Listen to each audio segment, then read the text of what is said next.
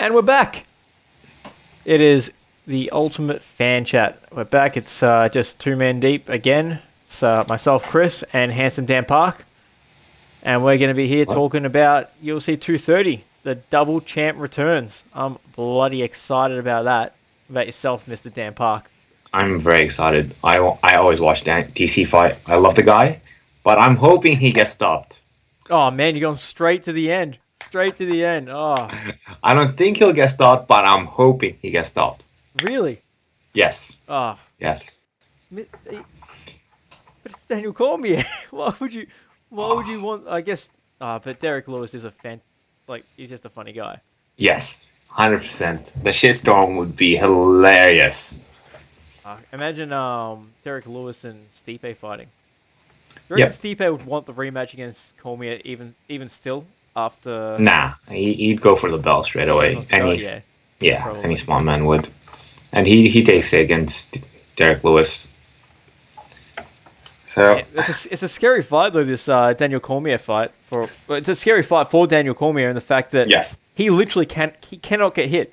He cannot get hit. Sure, against other heavyweights, they can all knock you out and whatnot, but the only other guy that he's fought with power like this is probably Roy Nelson. Yeah. Not even. Derrick Lewis would have greater power. The reason why I want Derrick Lewis to win is because I think Brock Lesnar can destroy Derrick Lewis just by spamming takedowns. I think he would destroy Derrick Lewis, and then we have Brock Lesnar as the champion once again. Two-time UFC heavyweight champion. Nah, I think Brock Lesnar gets smoked by Derrick Lewis. Nah. Lesnar's got a better chance against Daniel Cormier than he does against Lewis. Yes, he has a much. What? You say Brock Lesnar has a better chance? I knew I'd throw you off with that one. Against DC? No. He's a wrestler. Yes. And Derrick Lewis. Mm-hmm. Brock Lesnar is a bigger wrestler. What do they all try and do in wrestling? They want to be the bigger guy because it's all about pressure. The bigger guy can naturally apply more pressure. And it's not as though Brock Lesnar he was a shitty wrestler or just a guy that wrestled a little bit in college and that was it. He was like a two-time Division I All-American type wrestler. Yes. And he had his record. His record was something stupid like 100 wins to 2 losses. Yes. And DC is a Olympic medalist. Correct. So here's the thing with wrestling and MMA. You're 100% right in wrestling if you're much bigger than the guy, which Brock Lesnar is. A bit of, how can I say it? Even if the guy's a bit better than you, you're still going to smoke him. And I know this from experience. However, wrestling in MMA is very different to pure wrestling. With wrestling for MMA, all you need to do is be good enough to stop the takedown. Which I believe DC is good enough to stop Brock Lesnar's takedown, and he's good enough to scramble out and be not controlled all the time by Brock Lesnar. I think DC is good enough to do that, which nullifies Brock Lesnar's wrestling to some extent. So his size will help, but DC is good enough to negate that advantage to a degree. Here we are talking about DC versus Brock Lesnar when that's not even the fight. Hey, listen, I'm not saying that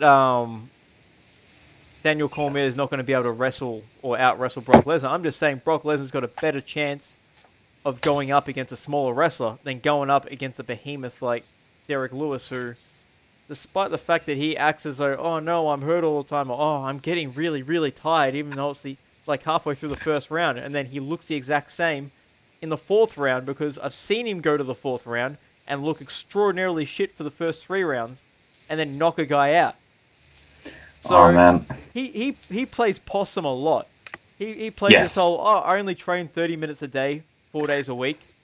Bullshit. Yeah. He doesn't do that. He says, I don't have any technique. I'm just a brawler. Yeah, to a certain extent, he's correct, but he does have technique because you can't just be a brawler and win in the UFC. And you've seen there's been plenty of times when he's been taken down, and yes, he uses strength to get back up, but he also uses technique with working for underhooks. And then once he gets that underhook, he doesn't need as much technique anymore. He just fucking explodes back up. But he's still using technique. It's not as though he doesn't have any technique. Yes, So I get where you're coming from. Brock Lesnar, he would just get fucking smoked by Derrick Lewis because he'll take him down a couple of times, think he's doing well, but he needs to finish Derrick Lewis in the first or second round. If it's a 5-round fight, I don't think he can. Derrick Lewis still he'll get has knocked out in the third. Easy. Derrick Brock Lewis Lesnar still gets has knocked out by Derrick Lewis in the third if that fight was ever to happen, which it won't.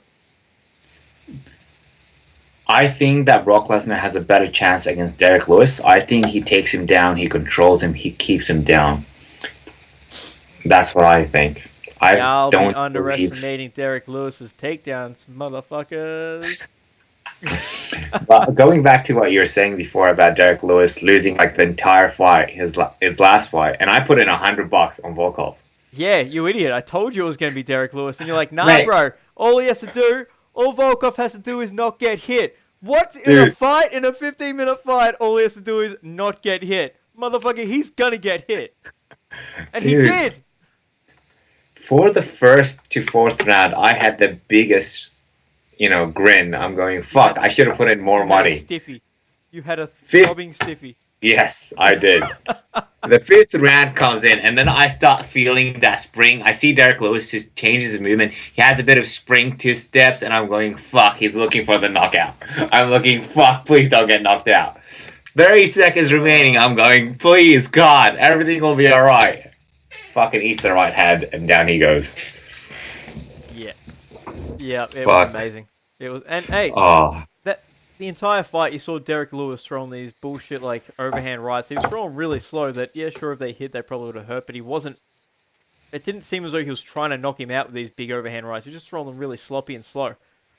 But then, in that third round, at the very end, he threw a beautiful jab and then right hand. Like, beautiful straight punches. From the chamber as well, like, from the jaw, bang, bang. And he knocked him the fuck out. So the only technical punches he threw throughout the entire fight were the only punches that really landed with any authority. And they won him the fight. So he does have technique, and when he uses it, it works beautifully. So yeah, anyways, I'm scared for Daniel Cormier. I'm still picking Daniel.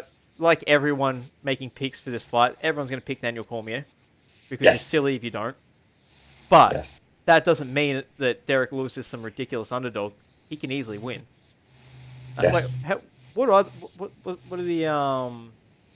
the picks on, or whatever it's called, the betting odds? Yeah, that's it.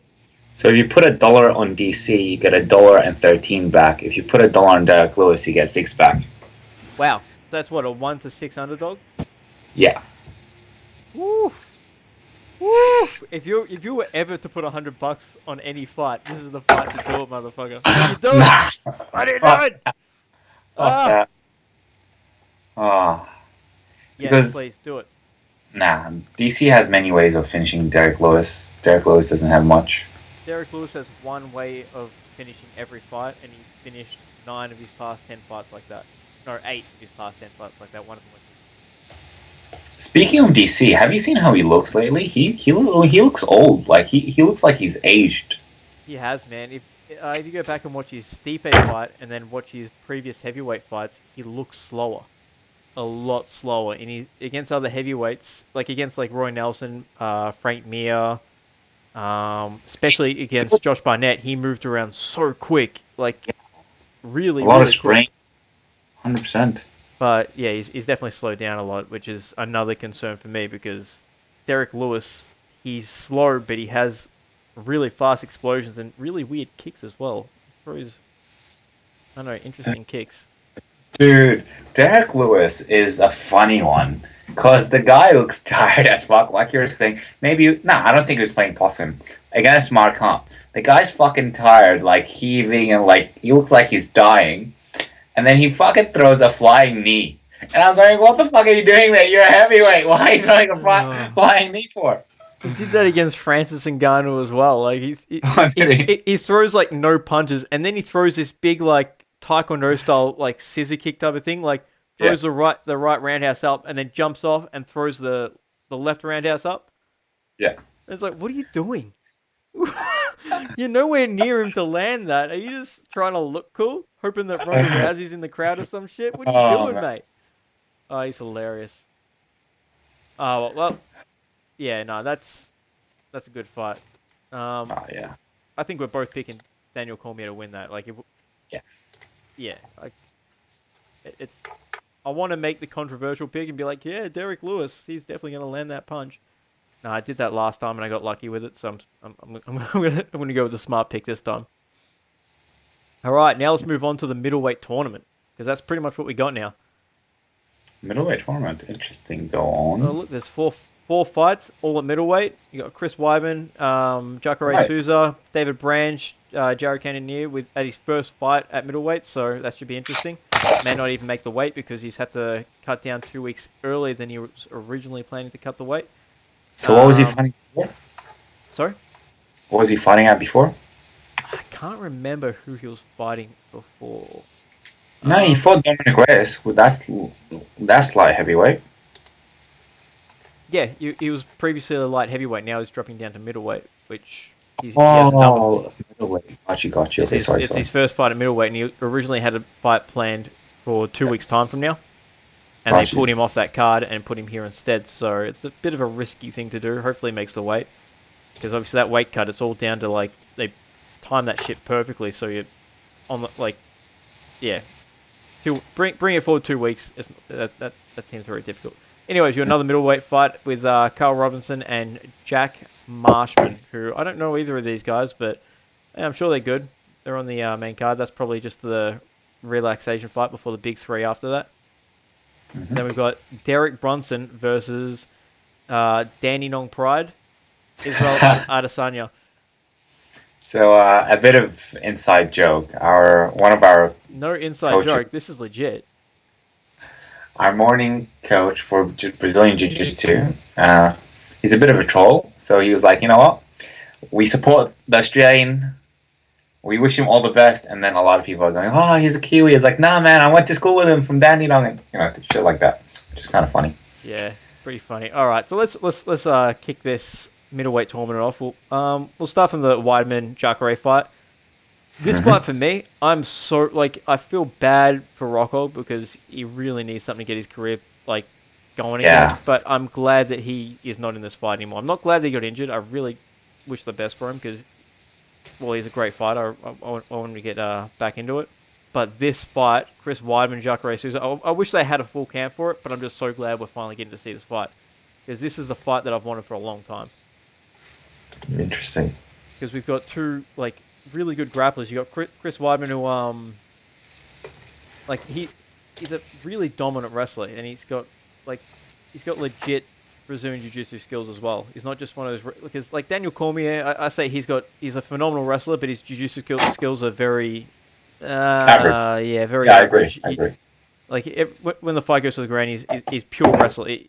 The way he holds people, he's taking guys back. Like when he took Johnson's back, he didn't take it like a jiu-jitsu guy. Like he took his back and he put the hooks in and it looked all weird. It's like if you did that on anyone else who didn't want to give up at that point in time, that you'd probably get knocked off the top and they'd get back to their feet. But I get what you're saying. What you're saying is he looks a bit weird doing jiu-jitsu. And I agree with you. Yeah, he's pure wrestling when it goes to the ground. But Chris Weidman has he knows how to weave his wrestling in with jiu-jitsu really, really well. Like he knows when to stop wrestling and say take a guy's back, pass a guard, go to mount, all that type of stuff. But the problem with that is that Jacare Souza, in a pure jiu-jitsu match, he is easily the better grappler without hesitation. He's easily the better grappler. So it's just curious. It's like, will he implement his wrestling to take him to the ground, or will he strike? Because he does have good striking. The problem is he likes to throw naked kicks a lot. He likes to just without setting up and without throwing a few punches behind. He likes to throw a big kick. And I know Jacare Souza. He's got powerful hands, man. He may be predominantly a grappler. But he's knocked guys out before. He's not his last fight, but against what was his name? Against Derrick Brunson. Fucking knocked him out with a head kick. So this is. If I'm to make a pick for this fight, I'm going Jacare Souza. I feel as though Weidman can dictate where the fight goes, but I don't know. I just feel like he makes silly mistakes a lot. Like you saw that against Rockhold.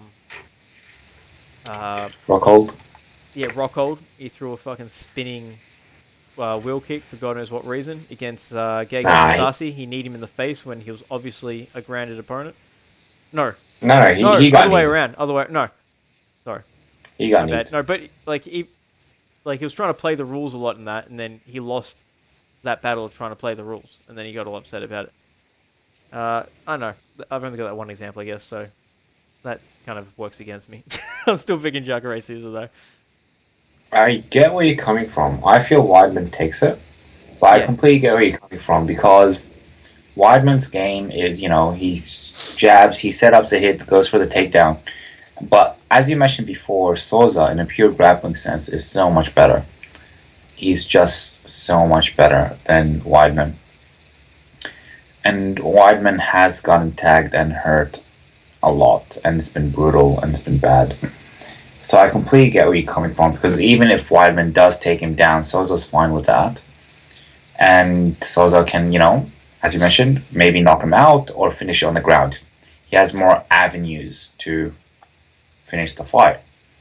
However, I feel that Weidman he's cautionary. He's cautious now, I feel, after what happened to him. So I feel he's more, analytical in terms of what he's going to throw, what he's going to do in his fights. So I don't think he's going to get knocked out by Souza. I think that he's good enough to take Souza down, and Souza will happily go down to work his ground game. And I think Weidman is good enough to not get caught, control Souza, and rack up the rounds like that and win the fight by decision. That's a fair pick. That's a fair way to look at the fight. But another way of looking at it is what happened when Chris Weidman got put on his back against Rockhold. Yes, and I don't think Souza's good enough to take Weidman down. But you're completely right. Jacare's takedowns are just I don't stupidly rate them. Underrated, man. They're stupidly I underrated. don't rate them at all. I've seen him. I don't rate him. I don't rate his takedowns. You don't rate his takedowns? Who have you seen try to take down? Whitaker. To be fair, Whitaker's very good. He took Whitaker down. Whitaker's good at scrambling back up. Yes, he is. He did better at taking him down than Romero did. Yep. However, Chris Weidman can. If Robert Whitaker can get back up, so can Chris Weidman. I feel as though Jacare maybe underestimated his ability to hold Whitaker down. I feel like a lot of people have underestimated Whitaker, and that's aided him in shooting up to the top. I feel as though in that same situation again, if he had the same knowledge that he does now, that this guy isn't a guy to sleep on. If he got that opportunity and took him down, you'd be a lot more, a lot smarter with his ability, because he went for a lot of tricky, fancy jiu-jitsu moves when it came to taking him down and then passing the guard on that, like it was trying to show off, and then Whitaker was too smart, got back up. I feel as though if he puts Weidman down, Weidman's not getting back up because he understands the threat of Weidman. So this is a weird one. He looked good. Plus, he's great off his back. Yeah. It's not like he's one of those big guys who just like to take people down and get on top. He is so good off his back. You're completely right. He's very good off his back. But I also think he's aging. I think he's 38. I think he's, you have the hill. He's over the hill now. So he's on his way down. Whereas Chris Weidman is still 34. But he's so weird. He looked great against Derrick Brunson. And then against Kevin Gastelum, he just looked so average. I don't know what happened that Gastelum fight, man. He didn't look... Yeah, he didn't look good. I don't like. He looked really bad. Yeah. I had him going into it, but yeah, he just looked bad. I still thought he won the fight. Actually, he lost a split decision, but I had him winning the fight. I feel as though just his body language kind of played into the judge's decision. Yeah, but he did get dropped. He did get dropped, but he also spent the entire first round on top of Gastelum punching him in the face. I think he mounted him as well. And then that final round, I thought he won. He got dropped in the second round, but I thought he still managed to win the third round. I thought the first round was a 10-8 because he dominated him. Anyway, that's neither here or there. In the history books, he lost the fight. But yeah, against Derrick Brunson, he looked good. Robert Whittaker, I thought he looked good against Robert Whittaker. Robert Whittaker he was a superior fighter. Yeah, Robert. I like Robert. Yeah, but no, the age thing, that is starting to catch up to him a bit. If this fight happened, say 5 years ago, I'd be 100% Sousa's going to win this. No problem. Robert yeah, go on. Yeah, if this fight happened a few years ago, I'd be so much more confident picking Jacare. Yeah, Just because I got to make a pick here, so I'm picking Jacare. But yeah, I do see your way of Chris Weidman getting the win, and that's probably the more likely way. But I know I got a soft spot for Jacare, so I'm picking him. Same thing. I can see where you're coming from. As mentioned before, I feel that Kris is gonna win it though. Yeah, fair enough. All right, let's move on. Well, Branch and Cannonier. Who have you got in this one, or how do you feel about this one? There's not a bit of a weird one to pick because I don't imagine you've seen too much of Cannonier. Nah, never heard of the guy. Never heard of the guy, sadly. Just pick Branch, I guess.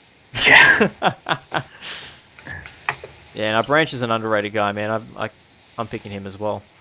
I don't have any reason for picking him. I'm just going to pick him. Can I just spend a moment, just to talk about Robert Whittaker? I'm looking at his record. Robert Whittaker, 27. He's a fucking gun. Like, you look at his run at welterweight, right? Yep. He loses to Hoon Kim, who's 8-8 at that point. And then he loses to Jesse Waz, 17-8. And then he loses to Court McGee, a gatekeeper. Split decision. Yes. Gets knocked out against Stephen Thompson. And then goes on an absolute legendary tear. The man. He beat Mike Rhodes. What a victory. Mate. What matters is his last fights. He fought a literal cyborg in Yoel Romero. You had to fight him twice. Fuck. Dude, you had to fight him twice in a row. Oh, man. Oh. Fuck. That's horrible. But yeah, no, the run he had when he moved up to middleweight, like he fought Clint Hester, who at that point in time, Clint Hester was on like a 4-fight win streak, I think. Something like that. And he knocked him out. That was a great fight as well. I was there to watch that fight. I went to Sydney to watch the Rocco Bisping fight. Hoping Bisping would knock him out. I was very sad that I didn't get to see that. I had to wait for UFC 199 for that. Anyways, then he went and fought Brad Tavares, who he KO'd in like 44 seconds. And Brad Tavares, he doesn't get knocked out very often. Hard guy to beat. Like the best guys. Like Brad Tavares has got a pretty good record. He's fought some really tough guys, and he got knocked out really quick. Then obviously Uriah Hall. That was a good win. That was a hard win for him as well. I was there for that fight as well because I was in Melbourne. I've watched him fight a few times. Then Rafael Natal, who at that point in time was a good name. He was an up-and-comer. Beat him. And then Derrick Brunson. I was there for that fight too. Woo! Yeah, that was a good one. That was great, man. Derrick Brunson came full blast ahead. Like that's the Derrick Brunson that normally wins fights. That's how he wins fights. He goes hard, and it's hard to stop him. And the guys that can stop him are the guys that beat him. Well, Whittaker was able to stop him and beat him. So there we go. That was awesome. Then obviously Jacare and Yoel twice. Dude, I'm glad you got us to speak about Robert Whittaker. He's amazing. Alrighty. Back to the thing. Oh, yeah. Yep. So, yeah, Branch. Guess neither of us have too much to say about that. Branch Cannonier. Cannonier's coming down from 205 to fight at middleweight. It's his first fight at middleweight. He originally had a fight for 2 weeks ago. He's pulled from that card. He's cut the weight twice as fast, so see how that goes. He probably won't make the weight. Pretty big guy. How tall is he? Let's have a look at that. He's only 5'11". Yeah, I'm taller than him. He's 180.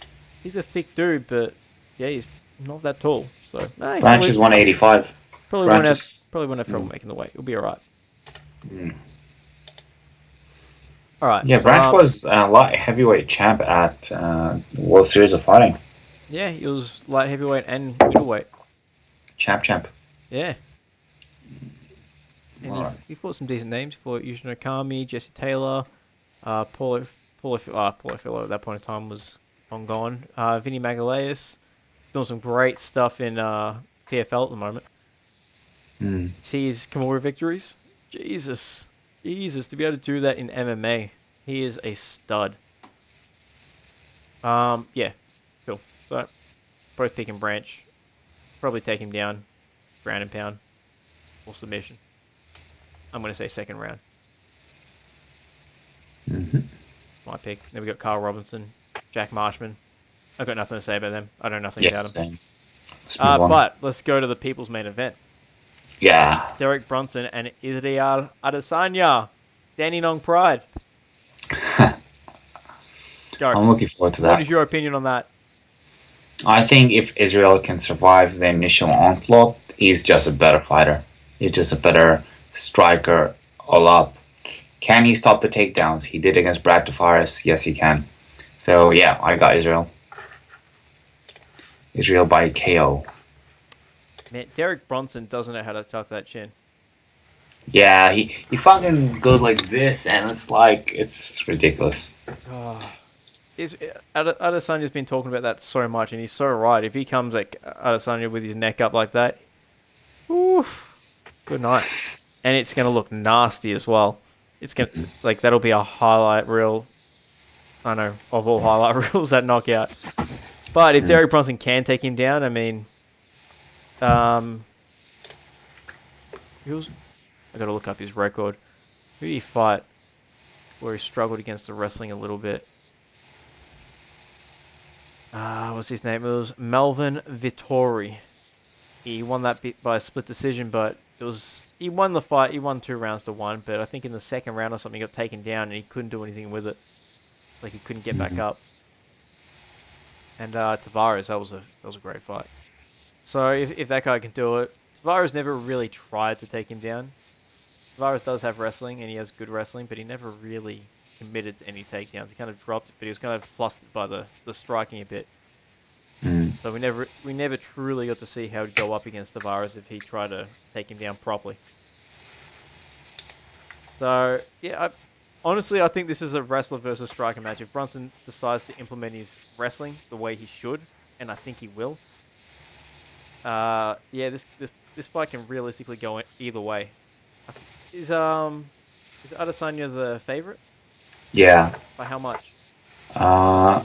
You put $1 in, you get $1.30 back. Derrick Brunson is a 3.5 underdog. So you put $1, you get $3.50 back. Okay. Yeah, fair enough. It's kind of a hype all around Adesanya right now because he hasn't really fought any names, so it's hard to say what's going to happen because you look at Brunson. Sure, his record doesn't look the greatest because it's 18-6, but it's still not bad considering he's fought Jacare twice, Lyoto Machida, Dan Kelly, Dad Bod, Anderson Silva, Robert Whittaker, Uriah Hall, Ron Carnero, Sam Alvey, Ed Herman, Lorenz Larkin, Yoel Romero, Chris Lieben, Kendall Grove. I mean, those are all names. They may not all be top 10 names, but they're all legit names. So his losses, I don't know what you want to say about that. It's a tough fight. This is a really tough fight for Adesanya. He really has to land his strikes early to make Derrick, I know, scared to move in for the takedown. But Izzy's a dandy boy, so I'm going with Izzy. And you already said you are, yeah? Yeah. Fair enough. Yeah, well, there we go. But this is going to be a great fight. Phenomenal fight.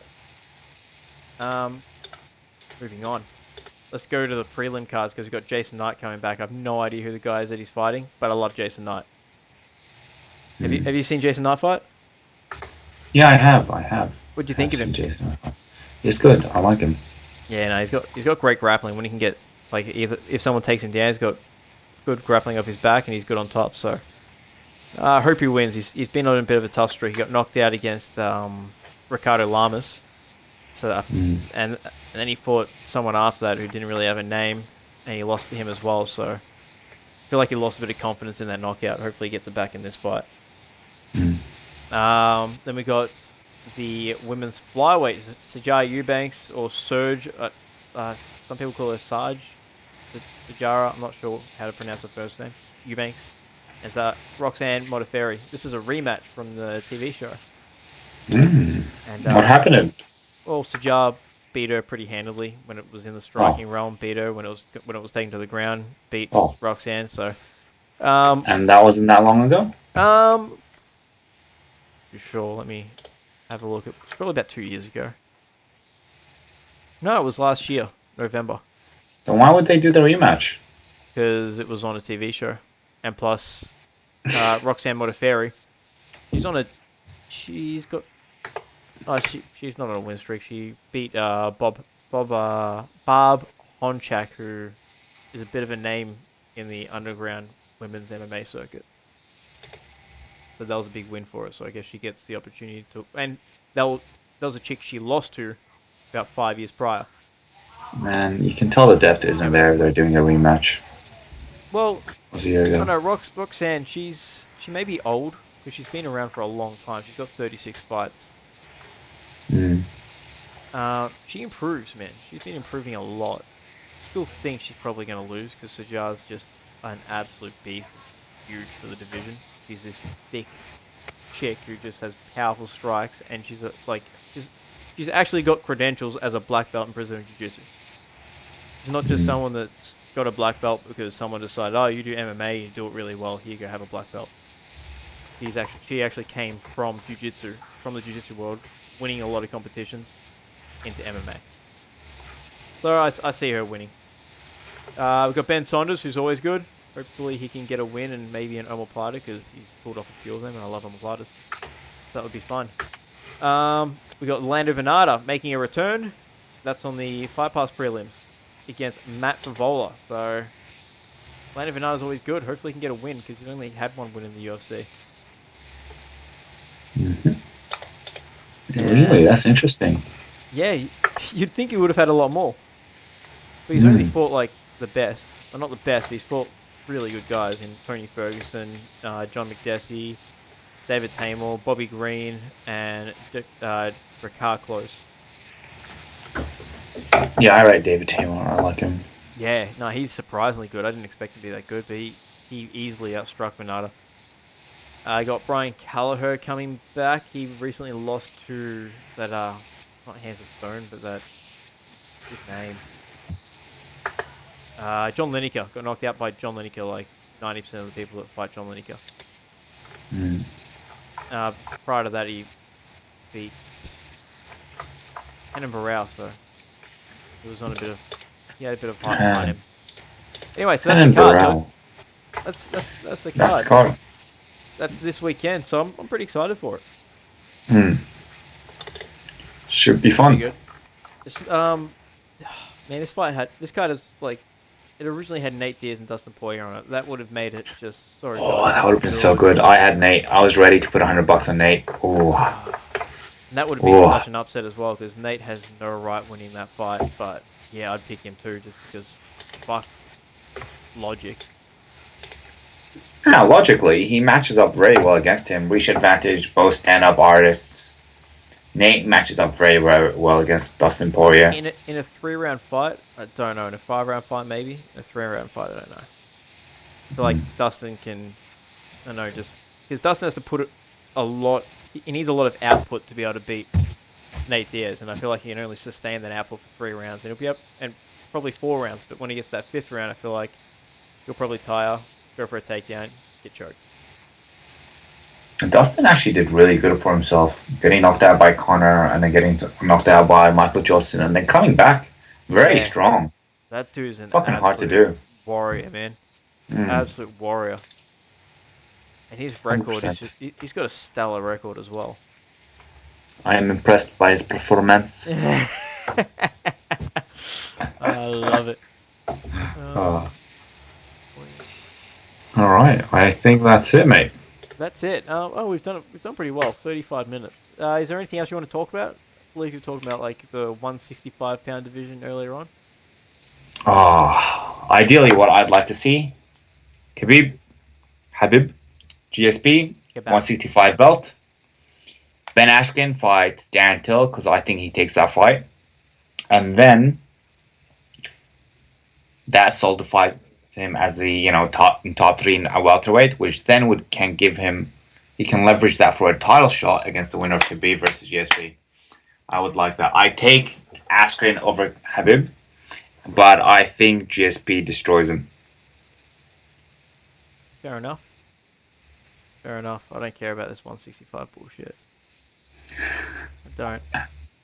Man, I just want to see champions defend their titles. If we're going to see a 165 division, but to make that division, we've got to take the champions from other divisions to make them fight in that division. No.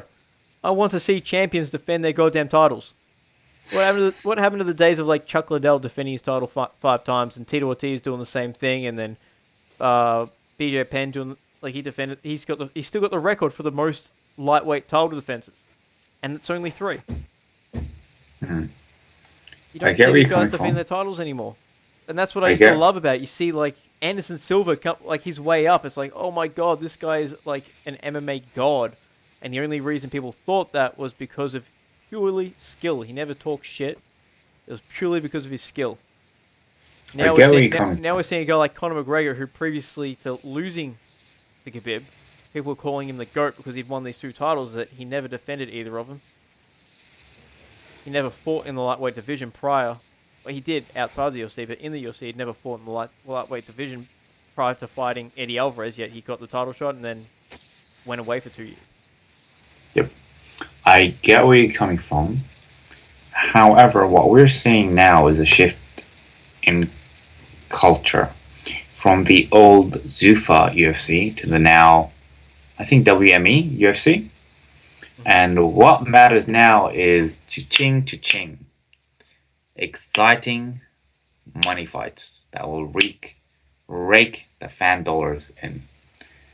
And better do it now while the PPV model is still alive than later.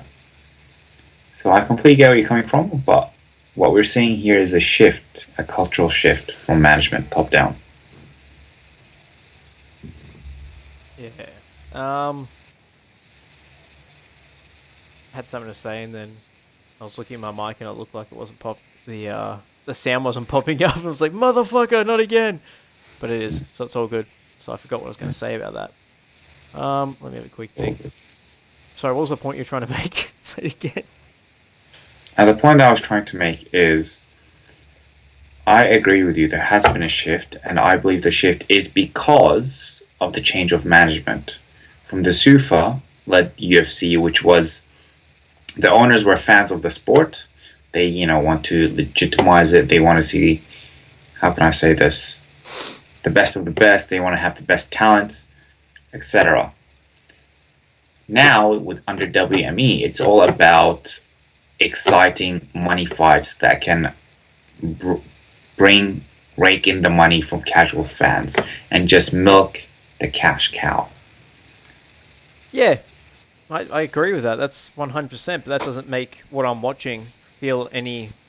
Yeah, you're 100% right. Any more magical than it used to, and that's what annoys me. It's like you're getting I don't know, these super fights, they don't seem to be working as well as they... Like, the one super fight that actually worked was the recent one, Conor McGregor and Khabib, because that was a legit super fight. That's something that we all wanted to see. We wanted to see, can Conor beat this guy who's just been dominating the lightweight division? And it turns out that he couldn't. So that was a super fight. But then we saw Daniel Cormier move up to heavyweight and fight the heavyweight champion Stipe. That was supposed to be a super fight, supposed to be huge. That made 400 pay-per-views. That was nothing. 400 pay-per-views for a super fight? That's not a super fight. That's normal. It's a normal fight. That's... I don't know, who else does that? Like, that's what Max Holloway gets. Max Holloway, yeah, great fighter, but he's not a pay-per-view draw. And the reason that they keep on making these fights and they're not working is because they've lost sight of what made the UFC great prior to WME buying the business. It was the fact that you built up all these stars via them fighting. Mm-hmm. And they're no longer doing that. Now it's just, you're not seeing any of these great fights. Now they're talking about making another division. No one's watching the current divisions. Why are they going to watch another one? Don't bring in another division if you can't handle the ones you got. They're going to get rid of the flyweight division, which I told you they would, and you disagreed with me. You probably still don't think they will, but they just lost their number one guy in the lightweight division. Mm. And he couldn't sell any pay-per-views, so it's frustrating. It's very frustrating. Frustrating to watch as a fan. I don't think that you should be frustrated. I get where you're coming from, but DJ's happy. He's happy he's getting a brand new shiny contract. I'm not frustrated at the fact that they traded DJ, which is something we need to talk about. We will be organising a show between you and Peter because you both have very opposing stances on that. So I'm not upset about the trade. I think the trade is great because DJ, they weren't able to make anything out of him in the UFC. He was legit the number one fighter. You could argue John Jones, but I personally thought it was DJ. He was the best. Same. They couldn't make anything of him. They gave him plenty of chances. He had 13 title defenses or something like that in the UFC. If that doesn't make you a star, well, nothing will. Well, it's hard to make you a star if no one knows about you. If people knew about him and knew how exciting he actually is, they probably would have watched a bit more. But unfortunately, they didn't. They didn't know how to market him. They didn't market him well. Yeah, but that trade doesn't upset me. That's not what upsets me. It's the fact that they're not. They just keep on throwing fighters from all these divisions against each other without building these fighters up first or having any real. What am I trying to say now? You're sad that fighters aren't. How can I say this? Proving that they are the best via defending their titles against the best from their peers. Correct. Yeah, that's exactly what I'm trying to say. That's what I love. Like the term's called meritocracy, I believe, where you've got to work your way to the top. It's like there is a ladder. You work your way there. You beat the best. Then you are the best. You've beaten all the other best, and now you're going to defend against those guys. Now, I love that way of creating the best fighter. That was the best way to do it. But now we've created a way where it's like if you've got a loud mouth and you utilize it really, really well, maybe make some racial remarks towards the Muslim culture, hey, we'll make you a star. But it's just, I don't know. What made the UFC great for me previously is kind of getting lost a little bit. Mm-hmm. Now it's all about super fights. Eventually, there's not going to be any quote-unquote super fights to make because there's no stars left. There's no divisions being defended. You got all these divisions with no champions defending their title, which is what happened with lightweight. Lightweight didn't have a champion defending their title for I think 3 or 4 years. In fact, they pretty much didn't even have a champion while Conor McGregor was the champion. No, I got you. You're going to see that happening to a lot more divisions if they keep on doing this. I mean, you're seeing Amanda Nunes and Cyborg fight. I personally would have preferred to have seen Holly Holm fight Amanda Nunes before Amanda Nunes. Yeah, I would have liked that. Cyborg. I would have liked that. I think Holly can win that too. Potentially, yeah, and then that gives Holly another chance to go up against Cyborg. And now that Holly Holm is using wrestling, she probably could utilize that and beat Cyborg. Nah, I don't think Holly Holm beats Cyborg ever. Maybe not. I disagree. Because the only reason she tried to kickbox with her. Kickbox with a bigger chick. She's not gonna out-wrestle Cyborg, and the only reason why she managed to out-wrestle the Aussie fighter was because she's so shit with her grappling. That's pretty much it. I'm not saying she will. I'm just saying now that she's utilizing a lot more wrestling. She's got a more overall game. It's not just I'm going to do my point striking kickboxing with you. It's no longer just that. Now she does utilize some takedowns. And that shows evolution. Evolution is what makes you a better fighter. Makes you better in anything, really. So, I know, we kind of went off track with that. Yeah, just the whole crossing of champions fighting champions. That would have been cool when Anderson Silva was going to fight GSP or was supposed to fight. That would have been great. Or Anderson Silva going up to fight John Jones. Because we had all these ridiculous dominant champions. So the reason those fights would have been big is because of the fact that they were just so stupidly good in their divisions. Mm. But yeah, eventually, like, these super fights aren't going to make as much money as I hope. Hmm. Well, we'll see how it goes. I'm just excited. That's my rant. I had a fun. Yeah. Well, I'm excited for the future. I'm very excited for MMA. Now we have one becoming a big player. We have Bellator rising up. We have Ryzen. So I'm very excited. You have Ryzen. Yeah. And that is something to be excited about. I do agree with you there because all these other organizations are like they're just poaching all the UFC's leftover talent that they don't know how to utilize. But more importantly, Bellator are building up their own talent. They've gotten contracts for a lot of high-level wrestlers. That's gonna pay off in the future. I feel like not all of these fighters are gonna become best of the best, but some of them may well be. No, they're doing really well. They've always been really good at creating their own talent. They just haven't been very good at making their talent very marketable. But that's why they brought over the UFC guys. They've poached UFC talent so that people watch their cards and watch these guys that they're bringing up. Like Michael Chandler, homegrown guy. Eddie Alvarez, he wasn't really homegrown. He was big even outside of Bellator. Bellator, yeah. But Will Brooks came through there. Ben Askren came through there. He was on. He only had 4 fights when he first came to Bellator, so he was a Bellator-grown fighter. A lot of great guys have come from Bellator. Yeah, they have. They have. A lot of great guys came down from Strikeforce too. Yeah, Strikeforce. I'm just excited. Huge. Yeah. But you're right. Bellator and Strikeforce have not been good at making their fighters popular. The UFC has. UFC was good at that. Now that Dana White's really changed. He used to really promote his guys hard. Now he buries his guys more than he promotes them. He did that with DJ.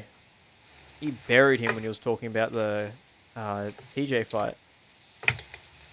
Just like, we'll just get rid of the division. We don't even need that division. It doesn't make us any money whatsoever. If he doesn't want to fight, we'll just scrap the division. Oh God, is it getting that dark just because he doesn't want to do what you want him to do?